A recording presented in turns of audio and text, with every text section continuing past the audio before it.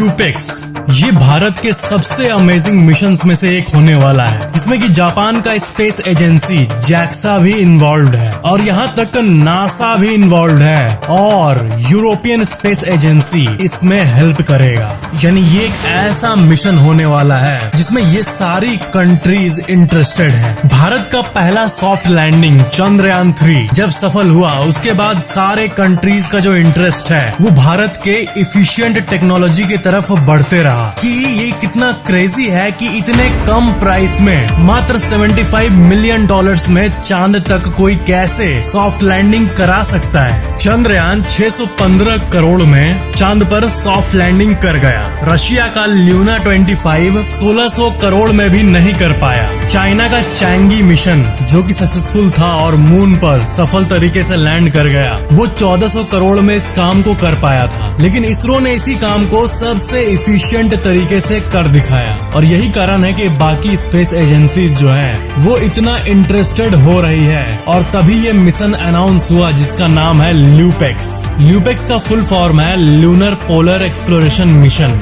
अब यहाँ पर ये बात है कि लूनर पोलर एक्सप्लोरेशन, ये सुन के ही आपको लग रहा होगा कि ये चांद के नॉर्थ पोल और साउथ पोल को एक्सप्लोर करने के लिए है। तो जी हाँ, इसका नाम सही डिनोट करता है, ये साउथ पोल और नॉर्थ पोल को ही एक्सप्लोर करेगा। लेकिन बात ये है कि जो इंडिया का चंद्रयान 3 था वो पोल्स के करीब गया था। यानी चांद का बॉडी अगर आप लो तो जो पोल है एकदम पोल 90 डिग्री पोल रीजन एग्जैक्टली वहाँ पर नहीं पहुँचा था, बल्कि उससे कुछ डिग्रीज दूर ही वहाँ पर चंद्रयान 3 का रोवर चल रहा था जहाँ पर सनलाइट पहुँचता है। अगर एग्जैक्ट पोल की बात करें तो वहाँ सनलाइट जरा भी नहीं पहुँचता है, वो कम्प्लीटली डार्क एरिया है। तो जो ल्यूपेक्स मिशन होगा ये उसी जगह पर जाएगा, पोल के उस अंधेरे रीजन में। तो इसका मतलब आप ये भी समझ गए होंगे कि सिर्फ सोलर पैनल से काम नहीं चलने वाला, बल्कि कोई ऐसी टेक्नोलॉजी होनी चाहिए जिससे कि उस यान को रात में भी पावर मिल सके। और क्योंकि 15 दिनों का रात होता है तो उतने के लायक एनर्जी होना चाहिए। और इसी के चलते इस बार चारों कंट्रीज जो ये काम कर रही है इसमें ऑफ कोर्स वो टेक्नोलॉजी मौजूद है जिसको कि न्यूक्लियर पावर टेक्नोलॉजी कहते हैं, जिसमें क्या होता है कि प्लूटोनियम के एटम से एनर्जी जनरेट होती है। एक बहुत कॉम्प्लेक्स सा मैकेनिज्म होता है, बट आप ये जान लो कि जो प्लूटोनियम है वो पावर को पैदा करता है बिना सनलाइट के। और 15 दिन जो चांद पर रहता है, दिन में तो लाइट से काम चल जाएगा, सोलर पैनल के चलते धूप से काम चल जाएगा, लेकिन जो लगातार 15 दिन रात रहता है उसमें ये काम आएगा। ये जो प्लूटोनियम टेक्नोलॉजी है ये काम आएगा। इस मिशन में जापान की बहुत बड़ी भूमिका है। वो H3 लॉन्च व्हीकल प्रोवाइड करेगा इंडिया को, और जो रोवर चलेगा सरफेस में रिपोर्टेडली वो भी जापान ही प्रोवाइड करेगा। और जो लैंडर है, जैसे कि विक्रम लैंडर था, वो जो लैंडर का पार्ट है ये इसरो संभालेगा। अहमदाबाद में मौजूद फिजिकल रिसर्च लैबोरेटरी PRL एक डिपार्टमेंट ऑफ स्पेस का यूनिट है इंडिया में, वो प्रोवाइड कर रहा है इंस्ट्रूमेंट्स जो कि ल्यूपेक्स मिशन में लगेंगे। ये जहाँ पर जाएगा उस भयंकर जगह का नाम है परमानेंटली शैडोड रीजन। यानी अगर चांद के पोल्स के चारों तरफ बहुत दिन तक घूमेगा तब तो बैटरी से काम चल जाएगा, सोलर पैनल से काम चल जाएगा। लेकिन मान लो कि 1-2 महीने वो पोल वाले रीजन में ही रहा तो वहाँ पर तो जरा भी सनलाइट नहीं पहुँचता है, बिलियंस ऑफ ईयर्स से नहीं पहुँचा है, अरबों सालों से। और चाहे 1 महीना लो चाहे 1 साल लो, वहाँ कभी पहुँचेगा ही नहीं लाइट। तो इसलिए वहाँ पर कॉन्टिन्यूअसली उसी प्लूटोनियम टेक्नोलॉजी का यूज करना होगा। चांद का ये जो quote end quote permanently shadowed region है ये चांद के सारे रीजन से बहुत अलग है। यहाँ पर क्या क्या हो सकता है वो किसी को भी आइडिया नहीं है। जो चंद्रयान 3 है जो कि भारत के सबसे बड़े मिशन में से एक है, उसकी लाइफ 15 दिन है क्योंकि उसमें वो प्लूटोनियम टेक्नोलॉजी नहीं मौजूद है और 15 दिन बाद वो सेल्फ डिसेबल हो जाएगा। लेकिन ये जो अपकमिंग मिशन होंगे ये इसका नेक्स्ट स्टेप होंगे और यही कारण है कि इसमें भारत ने जापान को भी शामिल किया है। और जब नासा और यूरोपियन स्पेस एजेंसी ये दोनों हेल्प करने आए तो इनको भी कोलैबोरेट करने का मौका दिया। जब कोई यान लैंड होता है मून पे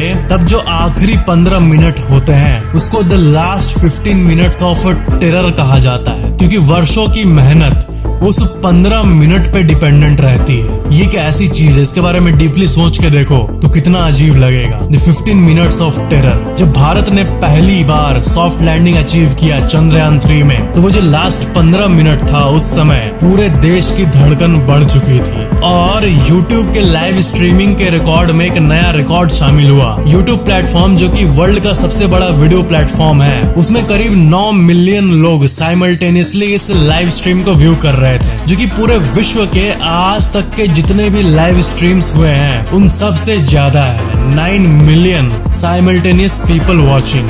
और यही 15 मिनट का जो टेरर है, ये रॉन्ग हो गया था चंद्रयान 2 मिशन में, जो कि भारत का एक फेल्ड मिशन था सॉफ्ट लैंडिंग के मामले में। उसमें भी 95% सब कुछ प्लान के हिसाब से हुआ था, लेकिन लास्ट का जो 15 मिनट का टेरर है, यही उस टाइम रॉन्ग हो गया था। लेकिन चंद्रयान 3 को इसी ने सॉल्व किया और अब इसका नेक्स्ट लेवल ल्यूपेक्स मिशन इससे भी बियॉन्ड होगा। वो इस तरह से बनाया जाएगा ताकि वो ऑलमोस्ट ऐसा हम उसको कोट दे पाए, इसको कहें टू बिग टू फेल। अब क्योंकि इतने सारे कंट्रीज इन्वॉल्व है, किसी एक कंट्री का तो टेक्नोलॉजी शामिल नहीं है, तो जब इतने सारे ब्रेन्स लगेंगे तो इसको हम लोग टैग दे सकते हैं टू बिग टू फेल। जी हाँ, ये too big to fail mission होगा। जैसे यहाँ पर एक अनरिलेटेड चीज बताऊं तो जो भारत के सबसे बड़े बैंक है, जैसे कि HDFC, ICICI, ये सब प्राइवेट बैंक्स होते हुए भी RBI ने इन्हें टैग दिया है टू बिग टू फेल, यानी ये फेल होना ऑलमोस्ट नामुमकिन है, वरना इंडिया का पूरा इकोनॉमी डूब जाएगा। तो ये कुछ ऐसे ही है, जब इतने सारे कंट्रीज हैं, रोवर जैक्सा दे रहा है यानी जापान का एजेंसी, लैंडर इसरो दे रहा है, इंस्ट्रूमेंट नासा और ESA दे रहा है, तो ये फेल होने के चांसेस बहुत कम है। ऐसे हम लोग चांस को कभी इग्नोर नहीं कर सकते हैं, लेकिन ये बहुत कम है। ल्यूपेक्स का जो ओवरनाइट सर्वाइवल है, वो सबसे जरूरी पार्ट्स में से एक है इस मिशन में। और जो टेक्नोलॉजी होगी उसका मैं अंदाजा देने के लिए आपको बता दूं कि भारत का पहला चांद पर लैंडिंग यानी चंद्रयान 3 में जो टेक्नोलॉजी था, उससे करीब 5 गुना ज्यादा एडवांस्ड आप इस टेक्नोलॉजी को मान सकते हो, जो कि इस मिशन में यूज होगा। वैसे लोगों का सवाल होता है कि इंडिया का क्रूड मिशन कब आएगा, यानी एक ऐसा चांद का मिशन जिसमें इंसान जाए, जिसको कि बहुत लोगों का वेट है। तो फिलहाल ये जो ल्यूपेक्स मिशन है, ये तो रहेगा अनक्रूड मिशन, लेकिन इसके बाद कई ऐसे अपकमिंग मिशन प्लान होंगे जिसमें कि क्रू को इन्वॉल्व किया जाएगा, लेकिन ये गगनयान के बाद ही आएगा। यानी इंडिया पहले स्पेस में धरती के ऑर्बिट में इंसान को भेजेगा और उसके बाद ये चांद वाली प्लान को एग्जीक्यूट की जाएगी। ल्यूपेक्स का जो काम है वो साल 2017 में ही शुरू हो गया था। इसरो ने साइन किया था एक इम्प्लीमेंटेशन एग्रीमेंट IA 2017 में जैक्सा के साथ, यानी जापान एरोस्पेस एक्सप्लोरेशन एजेंसी। फिर साल 2018 में इसरो और जैक्सा दोनों एक ज्वाइंट मिशन डेफिनेशन रिव्यू पे भी बैठे और 2019 तक जैक्सा ने इंटरनल प्रोजेक्ट का जो रेडलीनेस था उसको भी रिव्यू कर दिया। मतलब वही कहना चाह रहा हूँ सिंपली कि ये सब फॉर्मेलिटीज हुई और ये काम 2017 से चलते आ रही है। जापान के पास एक एल्गोरिदम है, एक स्पेशल एल्गोरिदम और एक नेविगेशनल इक्विपमेंट है। इसी को जैक्सा स्पेशली प्रोवाइड कर रहा है इंडिया को। और इस बार और एक खास चीज है कि जो रोवर रहेगा इस बार, उसके अंदर एक ड्रिल मशीन भी रहेगा। सिंपली स्पीकिंग, यानी वो चांद पर लिटरली ड्रिल करके लगभग 1.5 मीटर यानी 4 फीट 11 इंच ड्रिल करके जो सरफेस का सैंपल है वो कलेक्ट करेगा और उसको जो दुनिया की सबसे लेटेस्ट टेक्नोलॉजी है उससे वो एनालाइज करेगा। ग्राउंड पेनिट्रेशन रेडार यानी GPR रहेगा, जो कि 1.5 मीटर तक जमीन के अंदर सब कुछ को एनालाइज कर पाएगा। एक न्यूट्रॉन स्पेक्ट्रोमीटर रहेगा, यानी जो अंडरग्राउंड एलिमेंट्स है उसको ये पता करेगा। Aquatic detector using optical resonance, जिसे कि अडोर कहते हैं, ये डिवाइस भी जाएगी। ये मिशन 2025 के एंड तक होगी। इसमें ऐसे कई डिवाइसेस होंगे जो कि स्पेस से चारों तरफ से आती हुई रेस को भी डिटेक्ट करेगी। क्या है कि इन सब रिसर्चेस में जो सबसे इम्पोर्टेंट बात है यानी एलियंस की एग्जिस्टेंस, उसको हम लोग इग्नोर नहीं कर सकते। भले उसका कोई सुराग अभी तक हमें नहीं मिला, लेकिन आपको पता होगा कि हमारे इस कॉम्प्लेक्स ब्रह्मांड में चारों तरफ से कई रेज आते रहते हैं जिन्हें सैटेलाइट्स हमेशा रीड करते रहते हैं। और ये हमें ये बताता है कि ऐसी भी कई सिविलाइजेशंस हो सकती हैं हमारे यूनिवर्स में जिसके पास रेडियो टेक्नोलॉजी मौजूद है। क्या आपको पता है कि एक समय ऐसा था जब धरती का कोई मून नहीं था। मून तब बना जब एक बहुत ज्यादा बड़ा एस्टेरॉयड धरती से टकराया और इतना मलबा निकला कि वो मलबा स्पेस में जाकर गोलाकार आकार में, ग्रेविटी के चलते ऑफ कोर्स गोल आकार में वो बन गया और वो सारा गोल आकार का कलेक्शन धरती को एस्केप नहीं कर पाया क्योंकि धरती की ग्रेविटी बहुत स्ट्रांग है। और फिर वो हमेशा का साथी बन गया धरती का, और ऐसे ही बना चांद। और उस टाइम यही चांद धरती से कुछ ऐसा दिखता था, ह्यूज साइज, लगभग 10 गुना ज्यादा क्लोजर था जितना अभी आपको दिखता है, जितना अभी है उसके कंपैरिजन में। यानी जितना बड़ा आपको चांद अभी आसमान में दिखता है उसे 10 टाइम्स क्लोजर चांद था।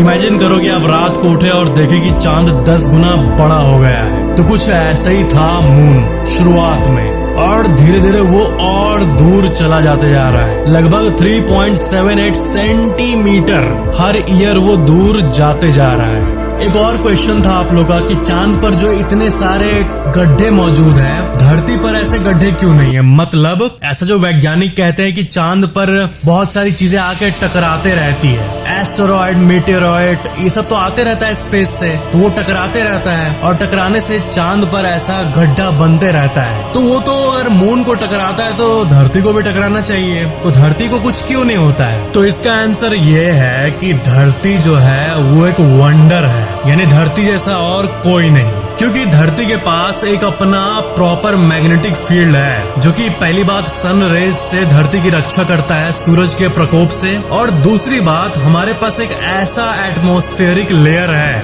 एटमॉस्फेयर है, प्रोटेक्टिव एटमॉस्फेयर है, जो कि छोटे मोटे अनगिनत एस्टेरॉयड जो कि डेली बेसिस पे इनफैक्ट घंटों के बेसिस पर आते रहते हैं, उन सब को एटमॉस्फेयर में ही जला डालता है, आने के पहले ही उसका गेम बजा देता है धरती। तो इसके चलते धरती प्रोटेक्टेड रहता है। लेकिन मून के पास ना अपना कोई मैग्नेटिक फील्ड है और ना अपना कोई प्रोटेक्टिव एटमॉस्फेयर है, और यही कारण है कि उसका जो सरफेस है वो एक्सट्रीम टेम्परेचर को फेस करता है, पहली बात, और दूसरी मेन बात कि वो अपने आप को प्रोटेक्ट भी नहीं कर पाता है, जिसके चलते छोटा से छोटा एस्टेरॉयड या मीटेरॉयड उस पर जाके गिर जाता है और इतने सारे गड्ढे बन जाते हैं, अनगिनत गड्ढे बन जाते हैं। चांद को अगर आप सामने से देखोगे तो सिर्फ गड्ढा गड्ढा गड्ढा ही सिर्फ दिखेगा। मून का टेम्परेचर इतना वेरी करता है कि सुबह में बॉइलिंग टेम्परेचर से भी ऊपर यानी 123 डिग्री सेल्सियस पहुंच जाता है, मतलब दिन के टाइम इतना गर्मी, और जब सनलाइट जाता है यानी रात के टाइम तो स्केल के दूसरे साइड वो भी एक्सट्रीम तरीके से होता है, यानी -200 -250 डिग्री सेल्सियस तक पहुंच जाता है। और ये सब इसलिए होता है क्योंकि वहाँ एटमॉस्फेयर है ही नहीं, और इसलिए जगह जगह गड्ढे आपको दिखते हैं, और इसलिए मून को इतना वल्नरेबल माना जाता है। इससे एक बहुत ही डीप सी थॉट माइंड में आती है जो पर्सनली आपसे शेयर कर रहा हूँ। मतलब ये कोई जानकारी नहीं है, बस एक थॉट है मेरा कि मान लो कि स्पेसशिप कोई उतरा चांद पर और कोइंसिडेंटली उसी टाइम कोई मीटेरॉइड आके टकराया और कोइंसिडेंटली एकदम उसी लोकेशन पे टकराया, तो इससे तो अगर कोई यान सक्सेसफुली लैंड होगा तो फिर भी वो यान डिस्ट्रॉय हो जाएगा। ये तो बहुत खतरनाक है, बहुत वल्नरेबल है। धरती में इतने सारे घर है, गाड़ियां हैं, तो आपके घर पे मेटेरॉइड इसलिए नहीं गिरता क्योंकि धरती का जो एटमॉस्फेयर है वो, जैसे कि मैंने आपको बताया, पहले ही गेम बजा देता है उसका, जिसके चलते वो कितने किलोमीटर ऊपर ही डिस्ट्रॉय हो जाता है। लेकिन चांद पर अगर कोई बेस बनाया, जो कि ऑफ कोर्स बनाएगा नासा और बाकी ऑर्गेनाइजेशंस, जो कि वो लोग एक्टिवली प्लान कर रहा है, तो वो सब बहुत वल्नरेबल होंगे। तो ऐसा सिक्योरिटी सिस्टम होना चाहिए कि अगर कोई बड़ा मेटेरॉइड गिरे भी तो कुछ ना हो। चांद पर तो एक बार इतना बड़ा मेटेरॉइड गिरा था जिसके चलते उसके साउथ पोल पर